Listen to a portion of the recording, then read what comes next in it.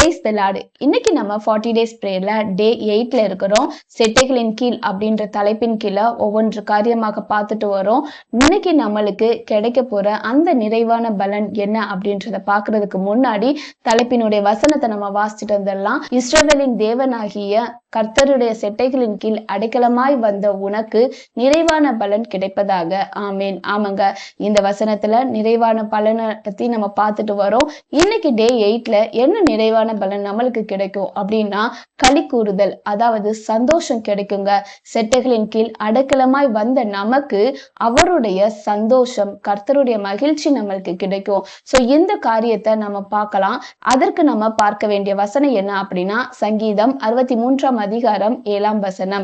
நீர் எனக்கு துணையாய் இருந்ததினால் உமது செட்டைகளின் நிழலிலே களி கூறுகிறேன். ஆமேன். ஆமாங்க, இன்னைக்கு இந்த வசனத்துல செட்டைகளின் கீழ நிறைவான பலன் கிடைக்குதுன்னு நம்ம பாக்குறோம். செட்டைகளின் நிழல்ல என்ன இருக்கு அப்படின்றதான் நம்ம பார்க்க போறோம். செட்டைகளின் நிழல்ல களி கூறுதல் இருக்குமாங்க, அதாவது சந்தோஷம் இருக்கும். நிழல் அப்படின்னாவே நம்மளுக்கு ஞாபகம் வர்றது சந்தோஷமா தாங்க இருக்கும். ஏன் அப்படின்னா ஒரு உச்சி வெயில்ல நம்ம நடந்து போயிட்டு இருக்கும்போது சுற்றுமுற்றும் எங்குமே ஒதுங்குறதுக்கு நிழல் இல்லை அப்படின்னா அங்க கொஞ்சோன்னு ஒரு நிழல் கிடைச்சாவே நம்மளுக்கு அவ்வளவு ஒரு சந்தோஷம். வெயில்ல போகும்போதுதான் மரத்தோட அருமை தெரியும் அப்படின்னு கூட சொல்லுவாங்க. ஏன் அப்படின்னா அந்த மரத்தோட நிழல் வெயில் காலத்துல அவ்வளோ நம்மளுக்கு சந்தோஷமா இருக்கும். அந்த நேரத்துல உஷ்ண காற்று அடிச்சா கூட மரத்து கீழே நம்ம ஒதுங்கும் போது அந்த காற்று நம்மளுக்கு சந்தோஷத்தையும் ஒரு நிம்மதியான காரியத்தையும் கொண்டு வருங்க.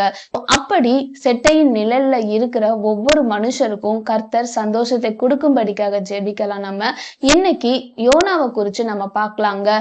யோனா ஒரு நிழலுக்கீழ இருந்தாங்க. அந்த நிழலினால சந்தோஷம் அடைஞ்சாங்க. வேதத்துல நம்ம வாசிச்சிருப்போம். அதற்கு யோனாவின் புத்தகம் 4 அதிகாரம் 6 வசனத்துல யோனாவுடைய தலையின் மேல் நிழல் உண்டாய் இருக்கவும் அவனை அவனுடைய மனம் அடிவுக்கு நீங்களாக்கவும் தேவனாகிய கர்த்தர் ஒரு ஆமணக்கு செடியை முளைக்க கட்டளையிட்டு அதை அவன் மேல் ஓங்கி வளர பண்ணினார்.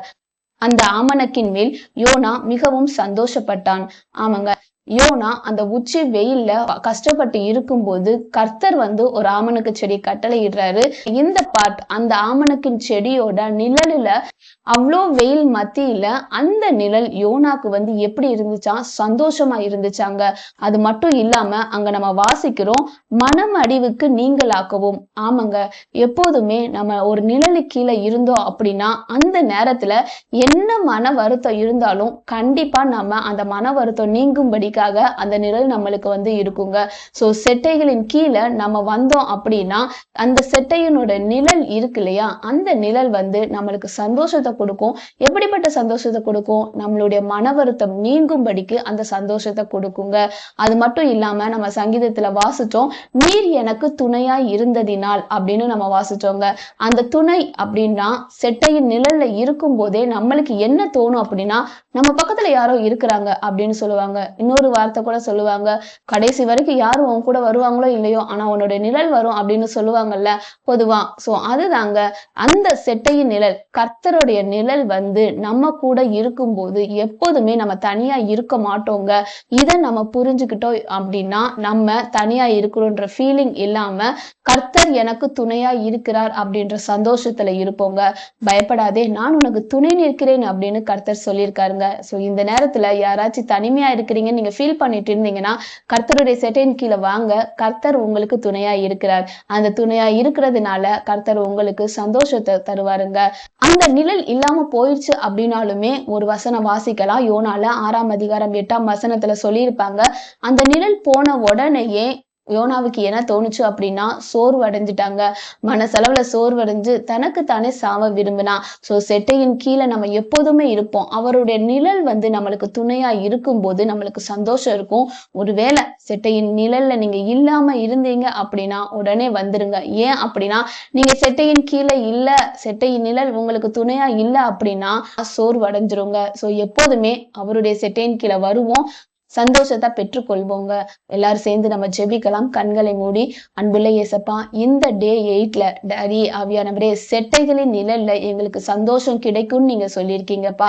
ஆவியானவரே, அது எப்போது நீங்க எனக்கு துணையா இருந்ததினால ஆவியானவரே நாங்க களி கூறுகிறோம்னு வாசிக்கிறோம்ப்பா. எப்பொழுதும் ஆவியானவரே அப்பா, நீங்க எங்களோடு இருக்கிறதற்காகவும் எங்களுக்கு துணையாய் பக்கபலமா இருக்கிறதற்காக நன்றி செலுத்துகிறோம்ப்பா. ஆவியானவரே அப்பா, ஸ்தோத்திரம் தகப்பனே. இந்த செட்டையின் நிழல்ல கிடைக்கிற சந்தோஷம் எங்களுக்கு ஆவியானவரே அப்பா அனுதினமும் கிடைக்கணும். முடிவு பரியந்த வரைக்கும் இந்த சந்தோஷம் கிடைக்கணும்ப்பா. ஆவியானவரே அப்பா, நீங்க ஆவியானவரே அப்பா ஸ்தோத்திரம் தகப்பனே, எங்களுக்கு நீங்க இதை செய்யறதற்காக நன்றி. இந்த நேரத்துல ஆவியானவரே உடைய சமூகத்தை நோக்கி கொண்டு இருக்கிற, என்னோடு ஜெபித்து கொண்டு இருக்கிற ஒவ்வொருவருக்காகவும் நாங்க கேட்கிறோம் டாடி. ஆவியானவரே, செட்டையின் நிலையிலுடைய சந்தோஷத்தை நாங்க அனுபவிக்க எங்களுக்கு கிருபை தாங்கப்பா. நீர் எங்களுக்கு துணையா இருங்கப்பா. பயப்படுகிற நேரத்துல தகப்பனே, பயப்படாதே நான் உனக்கு துணை நிற்கிறேன்ற வசனத்தை ஆவியானவரே அப்பா ஸ்தோத்திரம் தகப்பனே நாங்கள் அறிக்கையிட்டு ஆவியானவரே உங்களுடைய துணையை பெற்றுக்கொள்ள நாங்க கிருபை செய்யுங்க டாடி.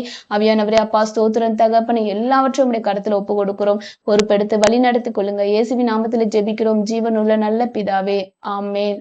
கர்த்தர் இந்த வார்த்தையின் மூலமாக உங்களை ஆசீர்வதிப்பாராக. God bless you. Jesus loves you.